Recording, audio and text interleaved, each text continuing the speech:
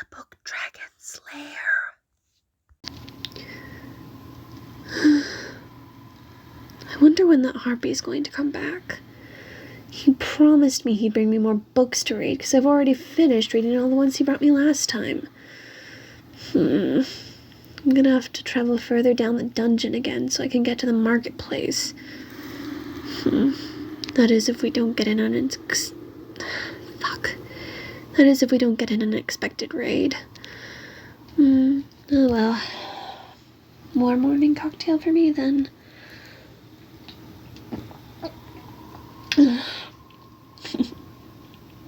At least they left me a recipe book on how to make cocktails. Wait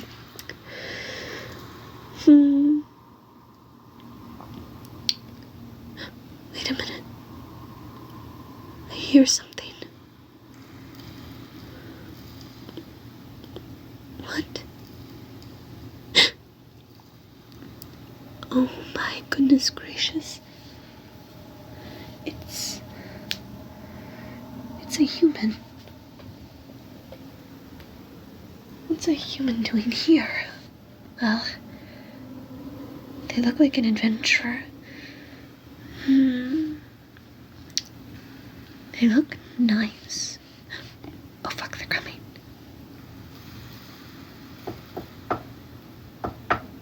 They're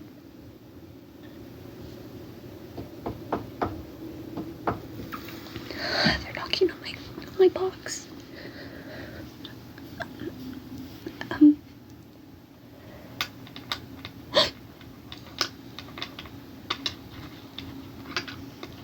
Trying to pick my lock. Oh fuck, what do I do?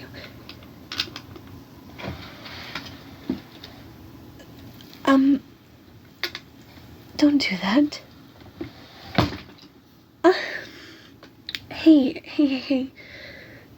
It's okay. I'm not going to hurt you. Well, I know lots of mimics tend to eat people, but I try not to. Well, I mean, okay, I have done it a few times, but in my defense, they were trying to hurt me, so if you don't hurt me, human, I won't hurt you. What am I? Oh. Then I take it your clothes are kind of just a costume? 'Cause even new adventurers going through their first dungeon know about mimics. It's like basic training to know about mimics, which is what I am. Oh, right. I'm sorry. My manners are just kind of shot today. Well, I mean, I haven't really ever gotten to see a human this close before that wasn't trying to pick my locks or grope me. So, yeah, anyway. My name is Opulentia. It's very nice to meet you. What's your name, human? That is a very good name. I like it. It suits you.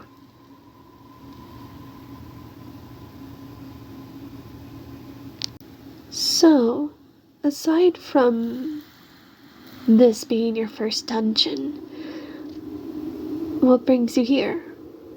You know, aside from the fame and the riches that come with dungeon raiding. Don't get me wrong, there's a lot of treasure here. In fact, I happen to have quite a bit in my chest. Well,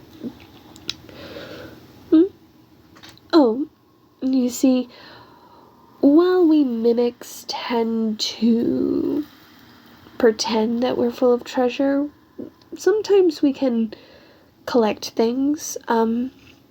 Inside our chest we have a special pouch that we can hold things in, kind of like how kangaroos hold their babies.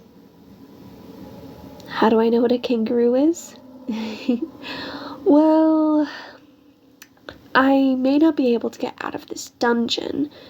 I mean, I could, but there are some things keeping me from doing so, and, well, fact of the matter is my daddy's very protective of me. In fact, he would eat you alive if he found out that you were talking to me, since, I'm not supposed to do that, and, well, to be fair, though, you wouldn't be a special case, kind of, because my daddy tends to eat any male monster who tries to, hit on me. But my daddy has eaten a lot of bards, because a lot of bards have, hit on me. Quite a bit. But, if it's treasure you're after, I know where quite a bit of it is. I do a lot of traveling here and there. You'd have to be careful and, watch out for booby traps, but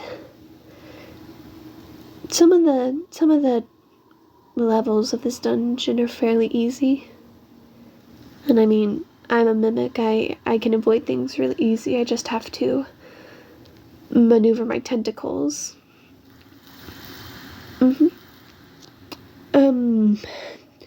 While we can't exactly leave our boxes, the inside of our boxes, we can produce organs and limbs to move around.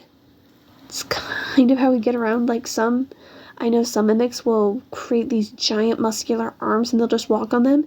Some mimics will hop. Mostly, I just like using a sort of tentacle-like appendages to swing and move around. It makes things easier and it's a lot quicker. Since, we're kind of, land-based monsters.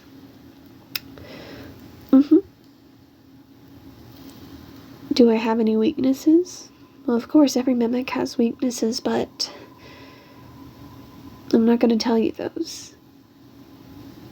Look, I understand that you're being nice, and I do greatly appreciate that, but I've lost way too many friends to adventurers who are, in it for slaughtering the beasts and getting all the treasure. Why? Well, it's a little more complicated. You ever wonder why dungeons tend to appear usually in the ruins of castles and other places of nobility, places teeming with magic? Have you ever wondered that?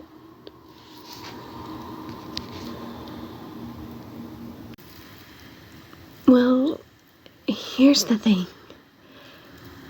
There are lots of powerful artifacts and magical items usually found in these dungeons. And oftentimes at least, it's usually because the former owners of these ruins that were once palaces and empires and great buildings full of nobility and such, oftentimes those people wanted their riches and their secrets to be buried with them. They died keeping those secrets. And, well, oftentimes what we do when the traps don't do it is we try to keep people away from these items, because some of these items are extremely powerful, like god tier levels of powerful, and, well, in the wrong hands, something like that could be, well, it would, I shudder to think what would happen if it fell into the hands of some evil sorcerer or wicked vizier or something like that. You know what I mean? And, well... Oh boy, uh-oh.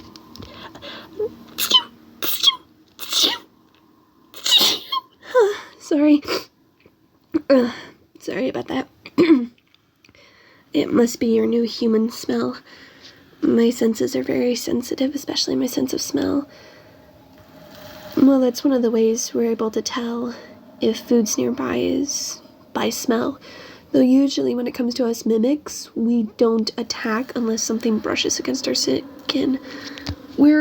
Think of us like a more complicated version of a spider or a carnivorous plant, if you would.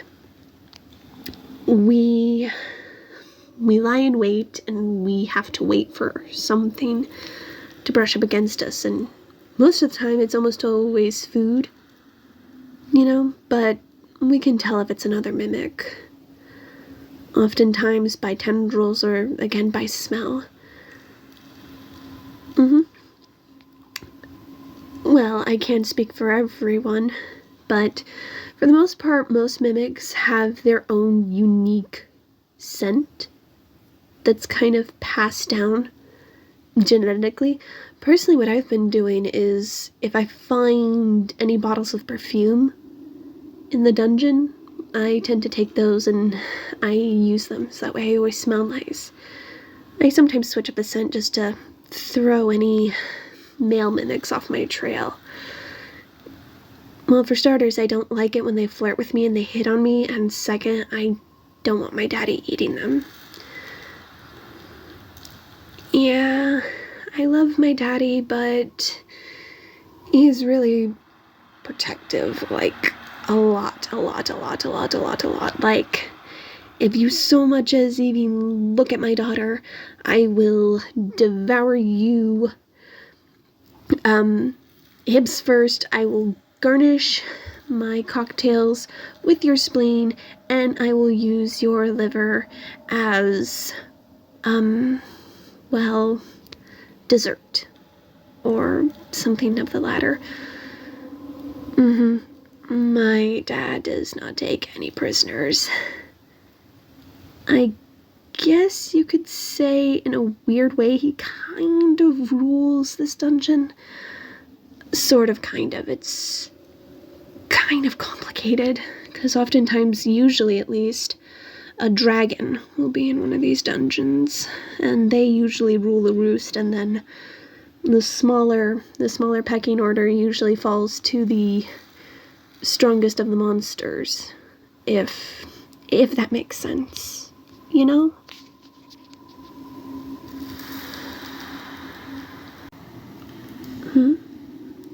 Do I wish to see the surface? Well, I don't know. I think it comes to every monster's mind every now and then, at least to those who are curious enough.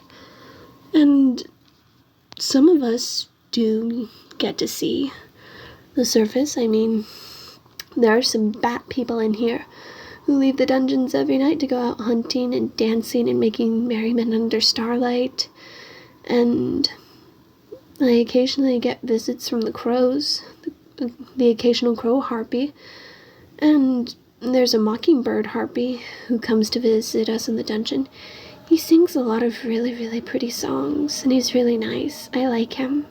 As a friend, of course, but he's really nice, and he's always telling us tales of what it's like up at the surface. I guess I'm willing to try it at least once, but I mean, humans don't really like mimics on account of our reputation for, eating people.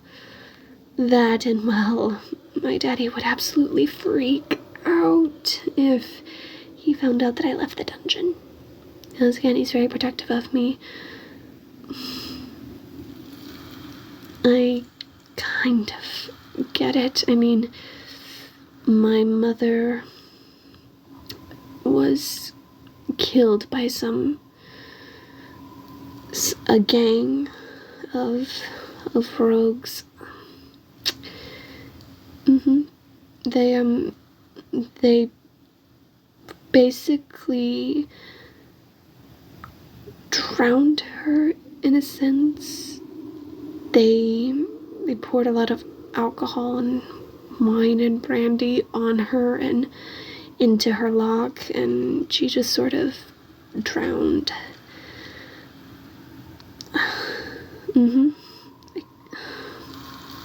I know the name of that band of thieves that killed her. I think they're called the Red Brands, if that makes any sense. But, I mean, I guess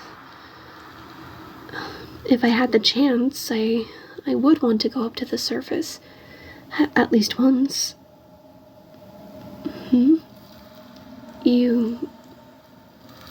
You want me to go up and leave the dungeon with you? Really? Well, I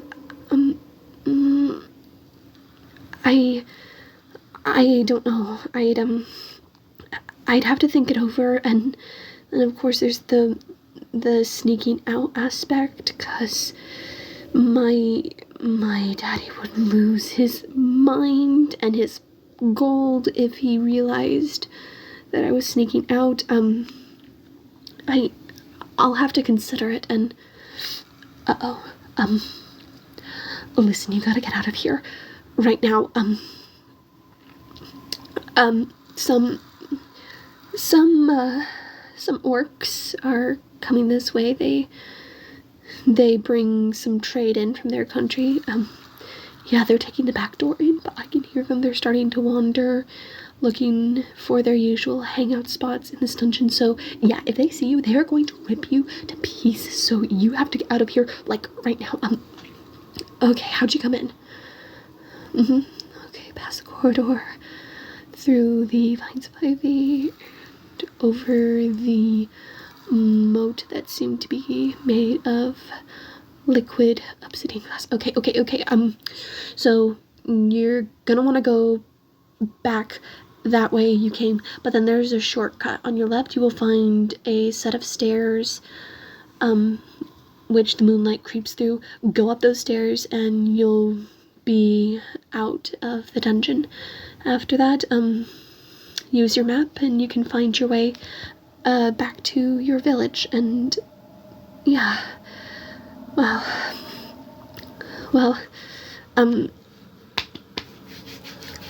good luck to you, and if you do manage to survive, please come back again and I'll give you my answer then.